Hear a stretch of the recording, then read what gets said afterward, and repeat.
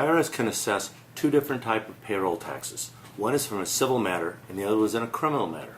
In a civil matter, the IRS only has to show that you willfully failed to pay the payroll taxes by paying other creditors. So when you pay rent, utilities, all the other expenses, including gross payroll, before you pay the payroll taxes, then they can assess the civil penalty against you.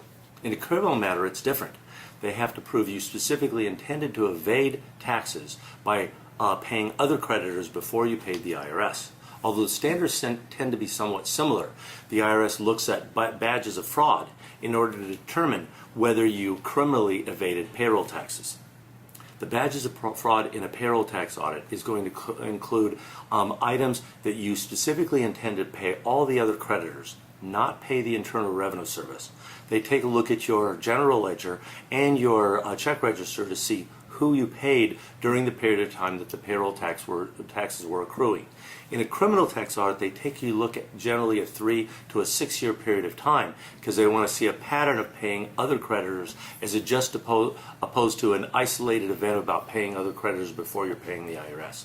Additional badges of fraud include other bad acts, other things, prior criminal history, double sets of books, offshore bank accounts, false entries in the books, and the number one badge of fraud of all is the false statement to the revenue officer, which is a statement made by you that's different than what they believe the truth to be. Another thing that's really important is, in order for the IRS to be able to prove a criminal case against you, they take a look at all facts and circumstances.